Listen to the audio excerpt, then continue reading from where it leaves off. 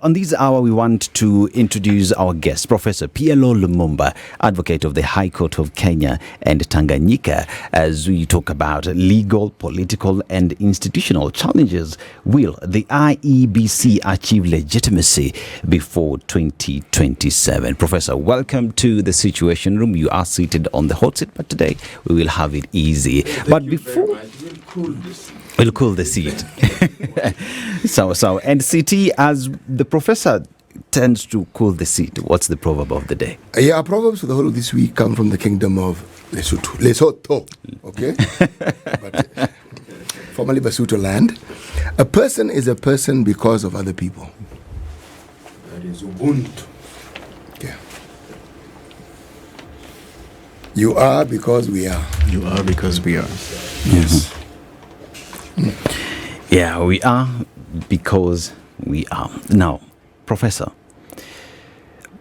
the IEBC has become a subject matter for this country for pretty much a very long time, but it has come to the fore since Friday when Supreme Court Judge Justice Isaac Lenaola spoke about it, and everyone has picked it up as we move forward. And Professor, we ask, does IEBC have the opportunity to achieve its legitimacy for 2027 as we speak right now? The Independent Electoral and Boundaries Commission is a product of the 2010 Constitution and was created deliberately to ensure that we have a body that is neutral, that is professionally run, that conducts credible elections. But we have seen that since its formation... Professor, we seem to be having a problem with the microphone, but as we sort that out, CT, let us just have a conversation around that as the technical team fixes that. Now, CT, it is a subject matter that is continuing. Yesterday, the former Deputy President, Kalonzo Musyoka, and Wiper leader had addressed himself to the same. Now, it is IEBC. Do not blame me. Just remove the court cases and let's continue. Is being honest about it? Let me just say this as we give it back to the professor to speak. It is an oxymoron to put the word honesty and politician in the same sentence, unless it is that you want to prove something that is contradictory. Yes, please, go ahead. Yeah, as I was saying, the IEBC, the Independent Electoral and Boundaries Commission, was created under the Constitution to ensure that we have a body that conducts credible elections. And this was informed by political bad manners. The Kenyan politicians are generally mannerless individuals who go to the polls on the basis that they must win, they cannot lose. And for that reason, we have had problems during every election cycle. In the last election, of course, we saw the division. Some segment of the commissioners said that the elections had not been properly conducted, and one segment that they had been properly conducted. Since then, it has not been properly constituted. And the law does provide that, and I think this is the Krigler and Waki report, took the view that a credible, properly constituted electoral body should be in place at least 2 years before the election. And this is something that should have been done. But yet we must remember that as a result of this political bad manners, we created something called the National Dialogue Commission, NADCO. And this NADCO is one of these outfits that politicians create periodically in order to calm themselves and to enact or to facilitate the enactment of self-serving laws.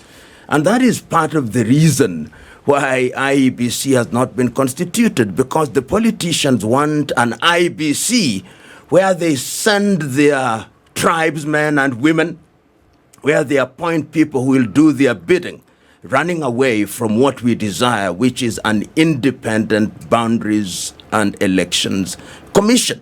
So going forward, what we need is a process that facilitates the appointment of credible individuals who can conduct credible election.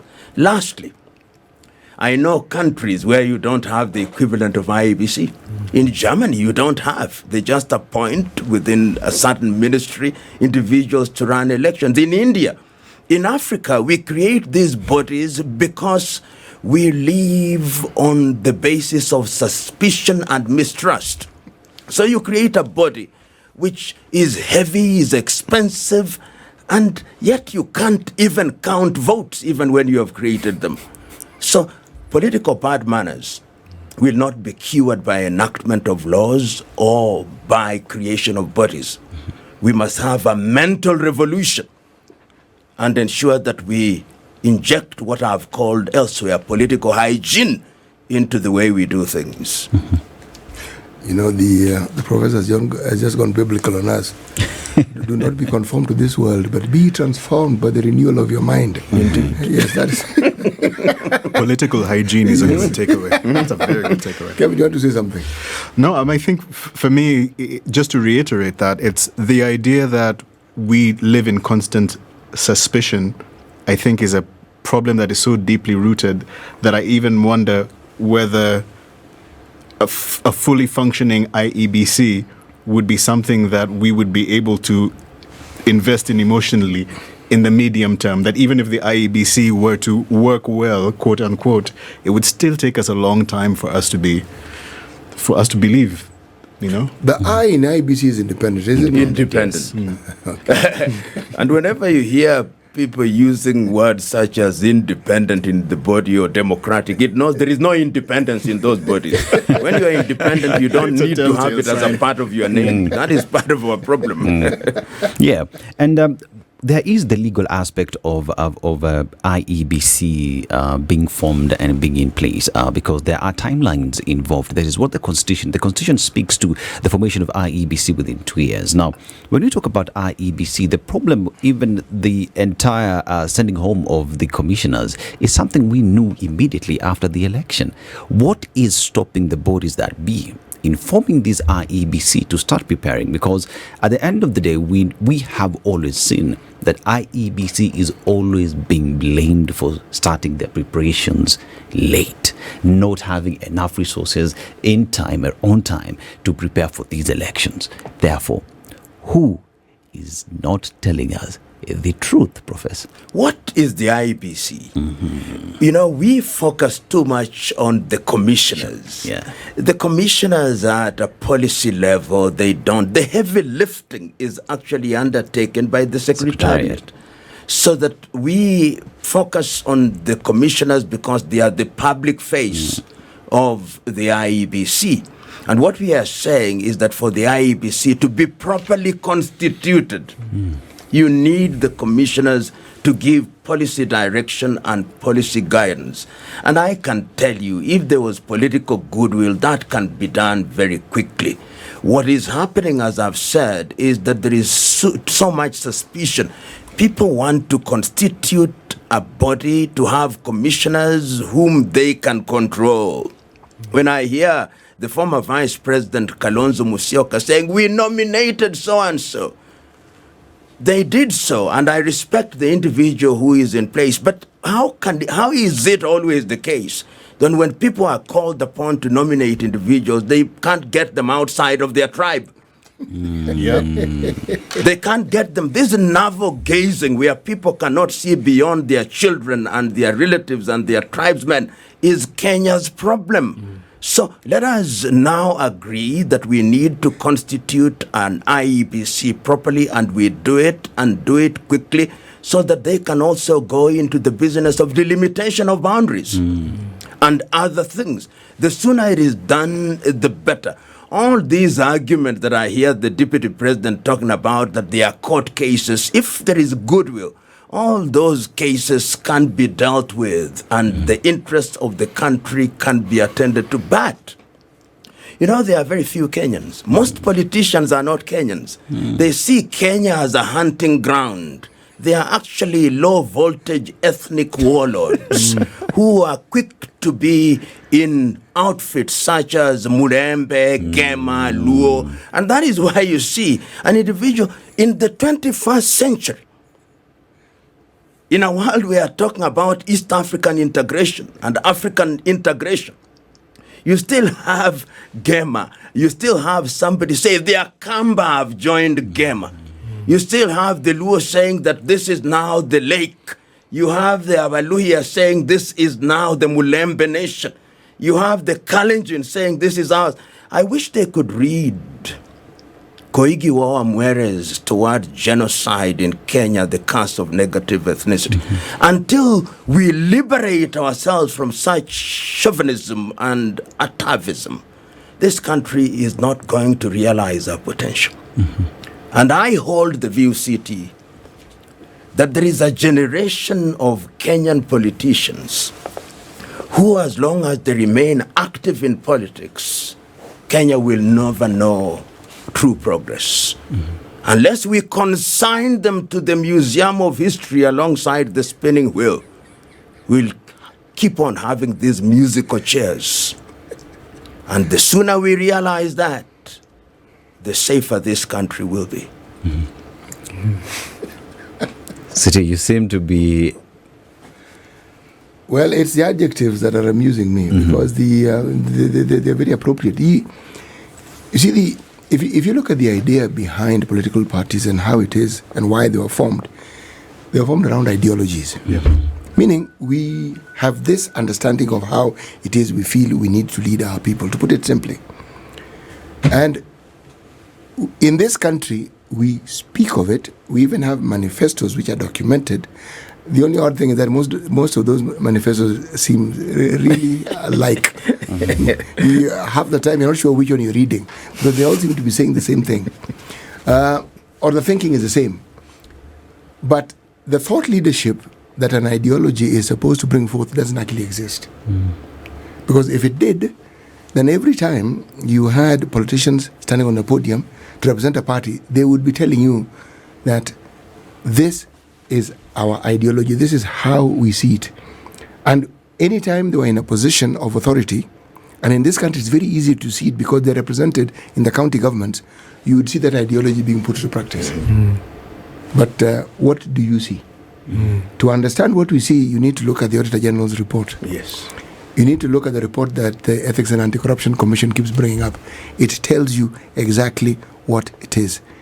And it tells you the ideology, not the spoken one, but the one which is practiced. Because those two bodies bring out the rot that exists. And that is the manifestation of the ideology. And the professor is actually quite right. If that is the state of affairs that we find ourselves in, then anytime we talk about moving forward, that's all we'll do. We will talk about it. And there are those who think we are stagnant. We're actually not. We're actually moving backwards. Correct. We're actually regressing. Yes. Because if generation after generation, the mantra is the same, and yet you're talking about an entirely new generation, you're talking about problems that existed in small measure, which have now multiplied, and the thinking hasn't changed. How do you think you are going to solve these problems? How? Professor, I have a question, if I may. You know, one of the things that what we need to consider is that at the end of the day, we're social creatures. So, especially when things tend to start going badly within the national picture, people tend to coalesce around their tribes even more because of the distrust of the structures around them. So the question is, how do people as Kenyans of different tribes balance between their identity, what they recognize as themselves within a particular group of people, but also to be able to function wholly as a fellow Kenyan? You know, when we were in the process of making the constitution in the early 2000s, Ali Mazrui delivered a paper in the year 2000. The title of the paper, If African Politics Are Ethnically Prone, Can We Have Constitutions That Are Ethnic Proof? And in that paper, Ali argues, amongst other things, that typically in a number of African countries, Kenya included, the tribe is actually a tool that is used by the myopic politician to manipulate their people. Because the truth be told, if a minister is from your tribe, what change in your life does it bring about? Is the education the sector the better for you because it's from your tribe, or the health sector the better for you, or agriculture the better for you? This is simply something that benefits the individual and a few. And unless we realize that, perhaps what happens is that when a cabinet minister is appointed from your tribe, they slaughter 30 cows for the day. Perhaps that is the only thing you enjoy. But beyond that, they have a national duty. And I have held the view that we can change it. The very reason why, when we were talking about political parties fund, and City, you've mentioned it, we were saying that if you want to put together a political party in Kenya, it must have a national face. It must have a presence, physical presence, in at least half of the counties. And we fund them. That is the whole idea of funding political parties, so that it's not dependent on individuals. But we have failed. We have failed because of the quality of the politicians we have. They don't know better. Even the coalitions that we have had over the years, whether it is the NASA, CORD, Kenya Kwanza, Azimio, it is tribes, it's tribal leaders who are coming together, and they promise their tribesmen and tribeswomen things that are pie in the sky, things that will never happen. It can change. There is a small group of Kenyans who believe that the Kenyan project is possible. It is not going to be easy. And I remember in the early days in Mozambique, Samora Machel, it is he who said it, that for the new African nation to survive and thrive, the tribe must die. But he qualified. I do not mean that you lose identity. The identity remains for cultural reasons. But we cannot, in the 20th century, use the tribe to determine how we want to grow our economy. And it can be done. And we must stop these individuals. How do we stop them? Is by educating a new crop of voters who will vote on the basis of manifestos. I want to hear somebody telling me, if it is the health sector, if it is university education, if it is agriculture, how are you going to deal with it? And I have given this example ad nauseum. When you go into a plane, you are flying from Nairobi to Mombasa, do you ever ask, what is the tribe of the pilot? You don't care. You simply want a competent pilot. Pilot, yes. But when we want our nation to be piloted, we then ask which tribe. So we must make a deliberate, see our neighborhood in Tanzania.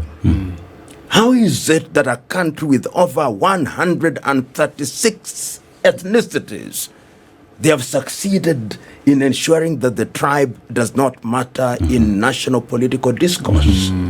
It can be done. But in Kenya, we don't have political parties.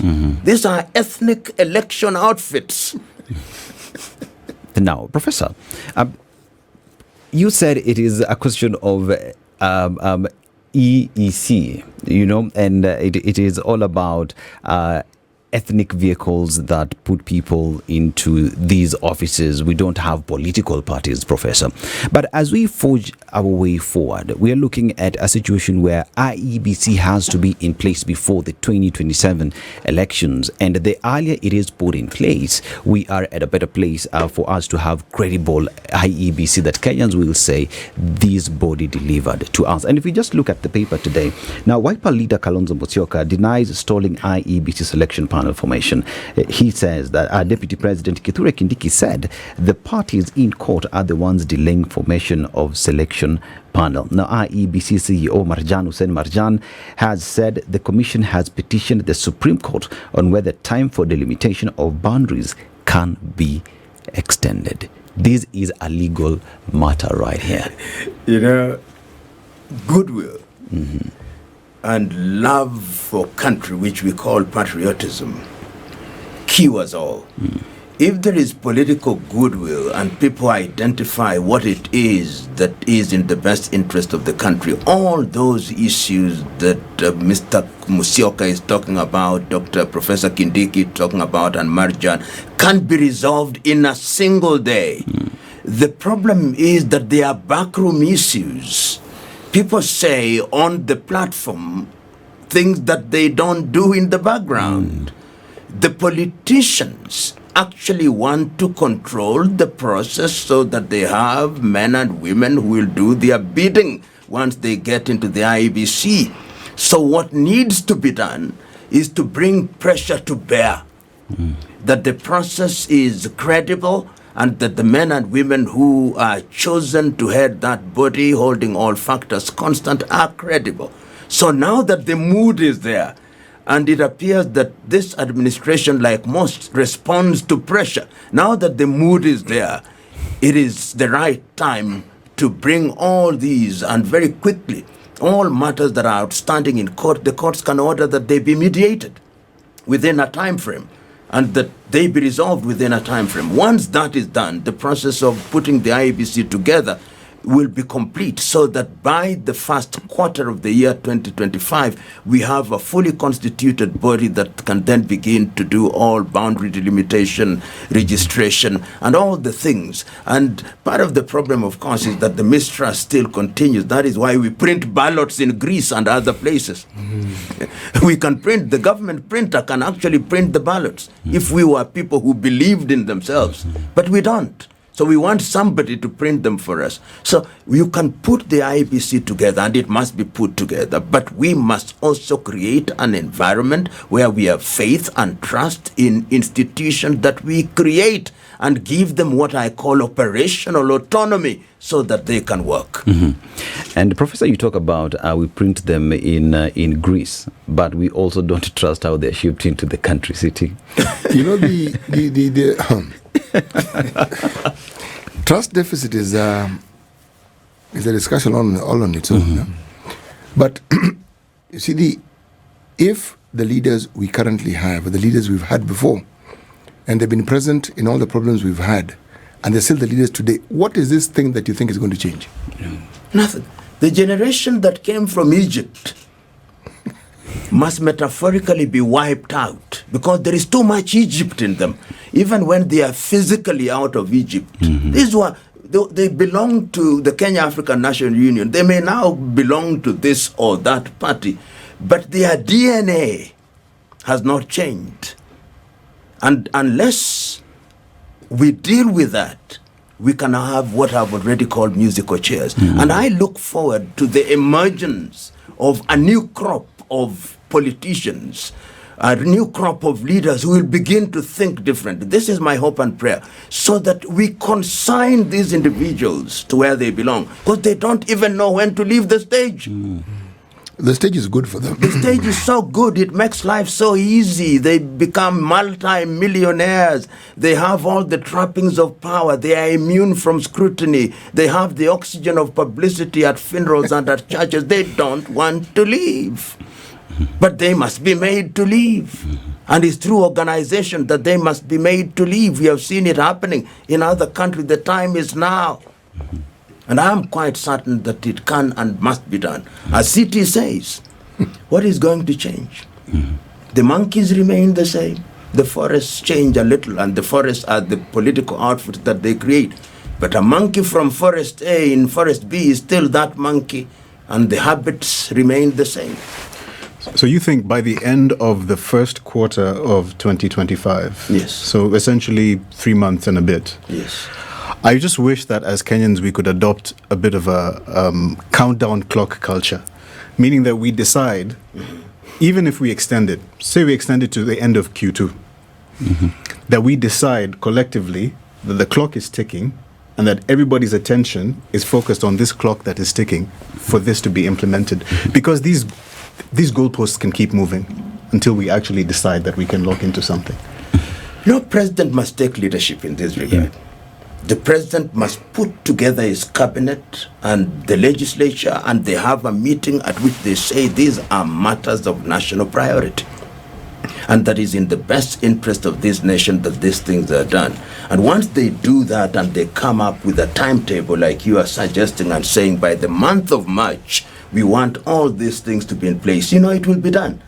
The people we call the ordinary people, really, when they see a good thing, they'll support it. Because their best interest is that we have peace, that we have credible elections, that they can predict their future. This is where leadership comes in. Leadership is about showing people the direction.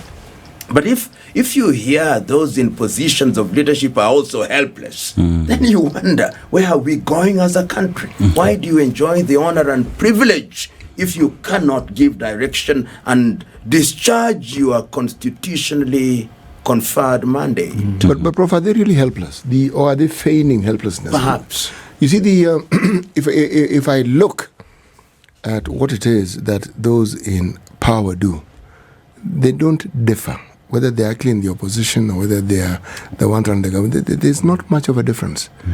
Now, there are those who will say there is, there isn't.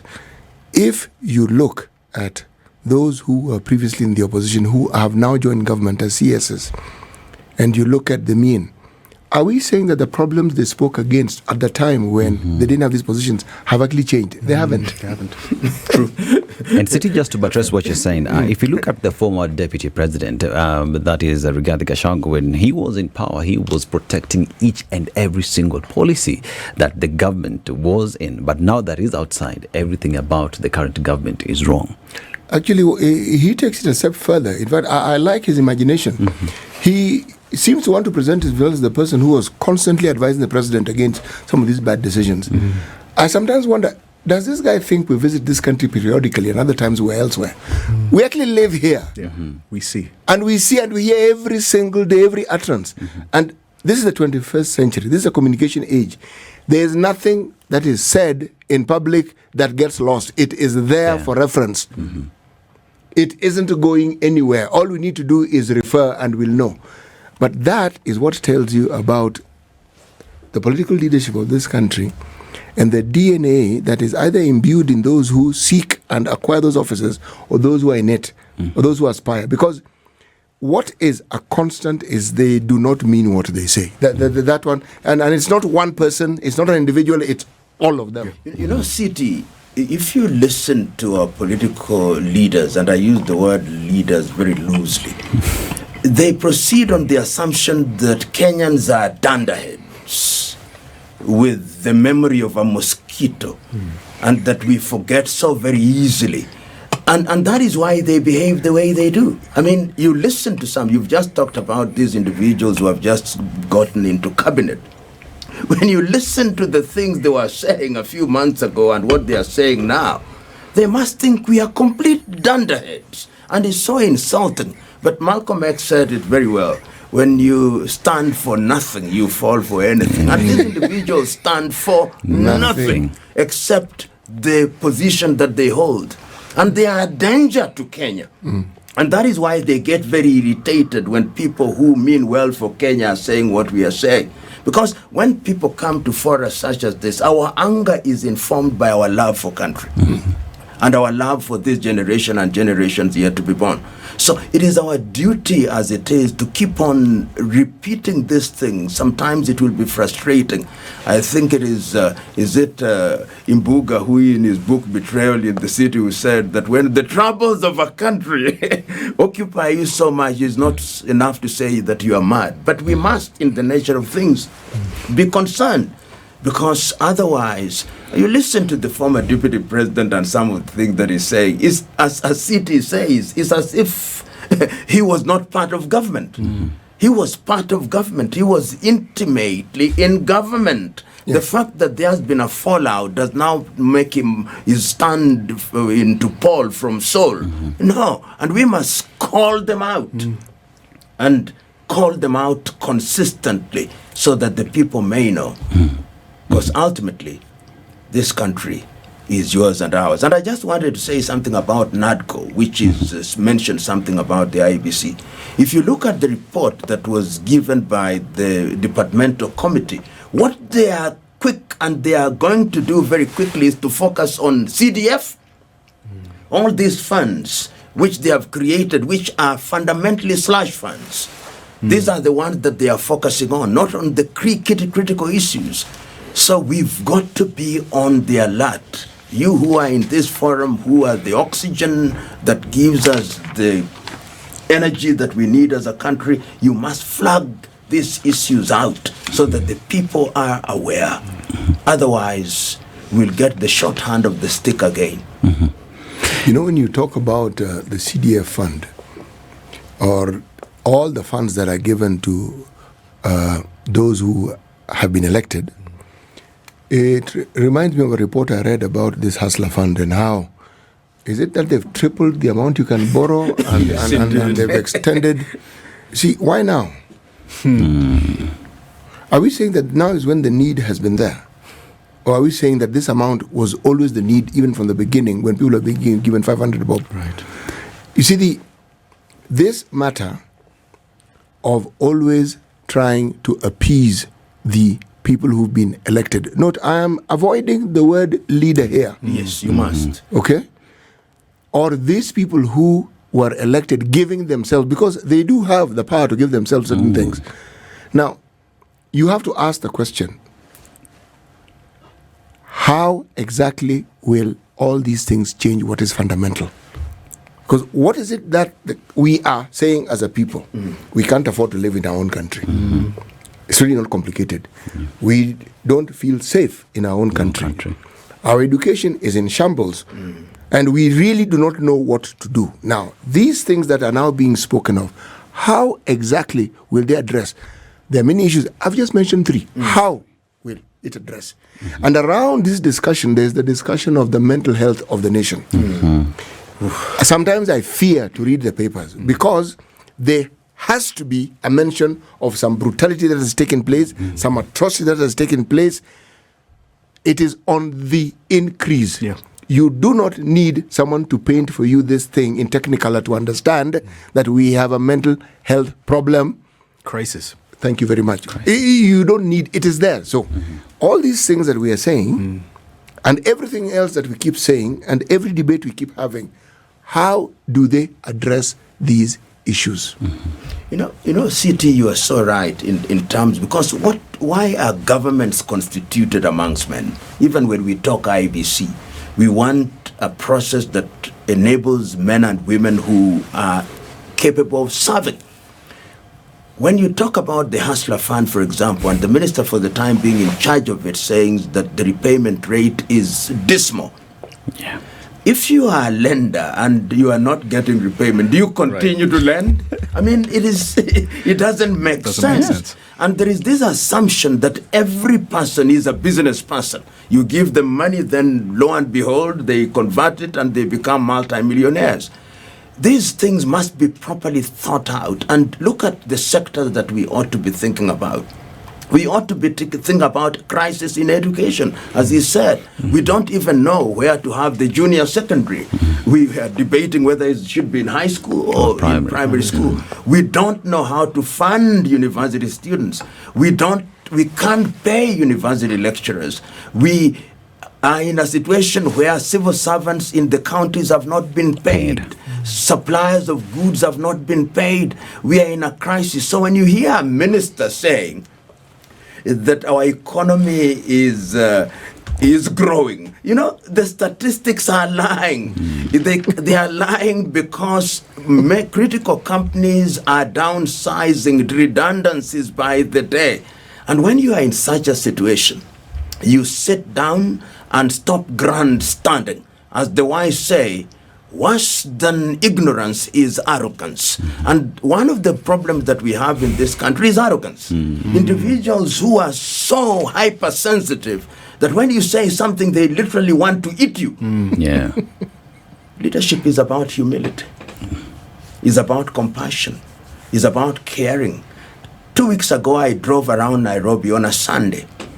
Went to the places where I lived. I went to Kibera. I went to Buruburu, I went to Mathare, I went to Korogosho, talking to people. My people are hungry. People are hungry. And it beggars belief that the political class don't think so. That they can go into the agora with the change and give people 200 shillings and they think they're solving people's problem. No. We must, in the nature of things, begin to think differently. And institutions are collapsing. We must protect them. And Professor, it is when we talk about matters to do with the Hustler Fund, it was when it was being launched, it was I give you you access this money to grow your business. But based on the research that was done by the government, majority of those who took those loans, they took those loans so that they can fulfill their immediate needs. I'm not able to afford food. I'm not able to buy medicine. Therefore, that Hustler Fund stopped achieving what it was intended to.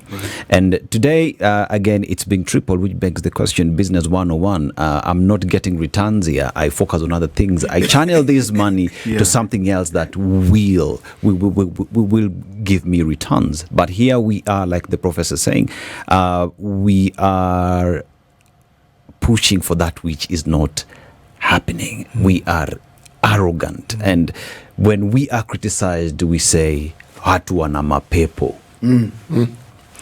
But you know, in Kenyan speak, some of the individuals who are now ministers, who are in the opposition then, were encouraging the public to take the money and not to repay.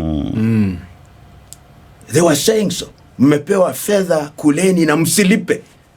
So we and you put it so well that there is a problem. There is a problem which is fundamental. And those in positions of leadership really must sit down and think, how are we going to ensure that our country, because we are losing our leadership position. I was looking at statistics in the mining sector, for example. Tanzania last year got $3.5 billion. Kenya just slightly over 700 million. If you look at tourism now, Serengeti is now receiving more visitors than the Mara. And all these things are happening. If you look at some of the mega projects that we thought would catapult this country into the orbit of economic sustainability, like LAPSET, they are really on comatose. These are the things that we should be talking about. And permit me in this regard, our elections is about 2.5 years away. Right. We are on an electioneering gear. If I'm an investor, I am beginning to rethink. I would postpone my investment decisions until the year 2028, middle of it. 2 years after we were from the last election, we are already in an electioneering gear, which means that money is now being stolen from public coffers in anticipation of financing the next elections. Really, as a country, we owe ourselves a conversation, a serious conversation. And the beauty is that even churches, mosques, everybody is waking up. That is my joy. That people are now coming out, and when I see money being rejected, I'm elated. I'm elated. Because we are telling people, really, no, you can't dominate us by using money. You can't buy our souls. Take the money to the birds. You can't come to our pulpit at the church and use that. Absolutely. Yeah. You know, if you were a student of behavioral sciences, the duality of personality that our politicians exhibit is something that is worth studying. It didn't start now. No. The cheering on one side and then switching mid-sentence. You needed to be at Kasarani or watching TV when we were about to do away with Section 2A, when multipartyism was about to be ushered in. The conversations, I keep saying this so people can hear it. The conversations, it was Kasarani. Everybody who stood up spoke against multipartyism and praised the president and said what a wonderful person he is and said this will diminish the country. There's nothing that wasn't said. Leader after leader after leader. President Moi stood up and he acknowledged having what he had said, but he said, you know something, folks, time has come, I'm paraphrasing. Yes. We do need to change. Yes. And we are going to introduce multipartyism. There was silence for something like 2 seconds. 1, 2. Then, wow! And everybody thereafter, the president is right. You know, I was watching, I was saying, God, what have I just witnessed? For me, it was a wake-up call. You see it today. It's like I will speak about things which are wrong so long as I'm not in government. Yeah. What prevents you from saying things which are not right, even if you're in government? Nothing. Do you think that when you're in government, you must sing the praises and you must say that things which are patently wrong, that because of that position, you must say that they're right? What is it that you think you're actually doing? Because whether you are in government or whether you are a politician who's been elected, you're there to serve people, not to serve yourself. So what exactly do these people whom we live with think they're doing? And what do they think our take on the things that they're doing is, as we watch and as we observe? And yet, amidst all this, the poverty in the country is not diminishing, it's increasing. The number of people who don't have jobs are increasing. The number of people who are entering the job market and don't have jobs is increasing. Everything that could possibly put a strain on the economy is increasing. Absolutely. And Professor PLO Lumumba is advocate of the High Court of Kenya and Tanganyika, who tells us that we need political goodwill for us to be able to see the changes that we need, that the courts can even pronounce themselves and call for mediation for us to have an IEBC that is credible, that will deliver on that which Kenyans want, and that it is our role as Kenyans to equally demand that right is done by us. Asante sana, Professor PLO Lumumba. This is the Situation Room, the only way to start your day.